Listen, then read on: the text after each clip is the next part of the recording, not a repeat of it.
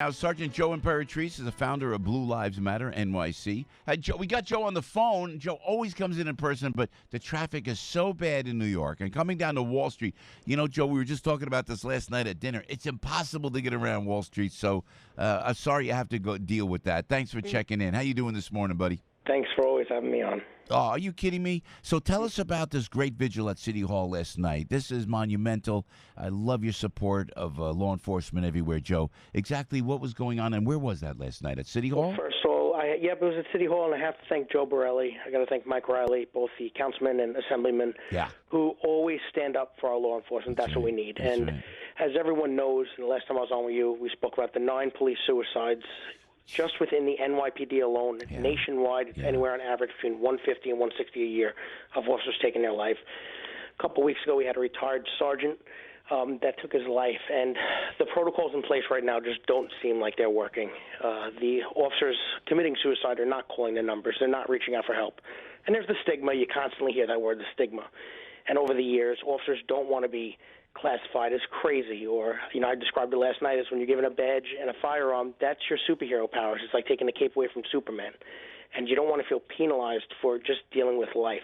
And, Joe, you see every day, you know, since 2014, since Ramos and Lou, constantly officers being villainized on the front page of the paper or the news. And you go home to marital problems and possibly going through a divorce, or your kid, you know, getting into trouble and bills. And the problem is the accessibility to firearms.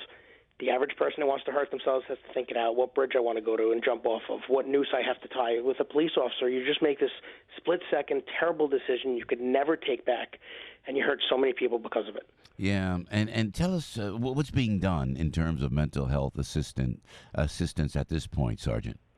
Well, listen, the police department, Commissioner O'Neill, this hits him home. You know, no matter what people say, I've had conversations with him, and it really hurts all of us. I think anybody that wears that uniform. And for too long, being told, hey, watch a video or sit down and let's have an 8-hour course is going to bore the hell out of you. That's not working. You know, when you're a police officer, you're surrounded by so many people, you're part of the team. And then you go home and you're all by yourself dealing with your problems all alone. I really feel if we can start bringing the human touch back, the human aspect, telling people that they're appreciated, just be like one-on-one, just be human, stop with the nonsense, I think it'll start helping. Is it going to solve it overnight? No. But that's the start. We got so far away from just treating people with respect, no matter if you're a police officer in a squad car or a supervisor all the way up, just telling your officer that they feel appreciated because they can come to work every single day and start or maybe even help to forget about their problems. Yeah. Is there an anonymous phone? Is there an anonymous number that if someone in the NYPD is listening to us now and maybe is a little upset, Joe, is there an anonymous number they could reach out to? There's several numbers you can call. There's an organization called POPPA, P-O-P-P-A. You can go online and look. Anywhere on the NYPD sites, they should have several numbers to reach out to. But in my opinion also, you don't have to just talk to a stranger. Talk to a family member. Talk to a friend. You know, talk out. It starts in the locker room. You know, the officers, Joe, I don't get it. The city tells us to go out there and solve everyone's problems that you don't know, right? You don't know the person, but you have no problem solving it. But God forbid you see an officer sitting with their hands in their lap or just not looking right. People are afraid to go up, and we shouldn't be that way. We should start learning to protect one another, look out for one another, especially with the climate that we're in. Yeah, and now tomorrow's the anniversary of the September 11th attacks. Sergeant, how has the department recovered from those initial attacks, and how have those attacks shaped the department today, do you think?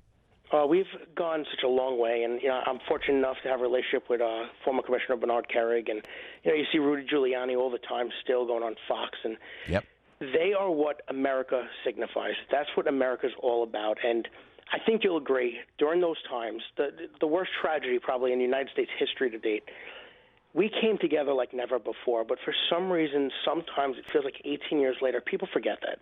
We shouldn't have to wait for another 9/11 or terrorist attack to come together to do right things. This is the greatest city in the world. You know, we're the New York City is the capital of everywhere. Everyone wants to be here. And we just have to remember not to forget the people that all lost their lives, whether law enforcement, I believe it was, over 3,000 people nationwide that day, and we just can't forget. You see the monument, the glade over at the Memorial Park, and it's just so incredible. It really is, but you can't take the foot off the pedal. You know, terrorism is a huge, huge problem. It's a huge concern, and we always have to look to advance. Yeah. Sergeant Joe, thanks for your service, man. And where can we find you at Blue Lives Matter, Sergeant? online, Blue Lives Matter NYC.org, Facebook, Blue Lives Matter -NYC. Thanks for your support of law enforcement, Joe. Proud to know you, Sergeant. God bless and Godspeed. Thank you, guys. Yes, sir. Sergeant Joe Imperatrice doing just a great job.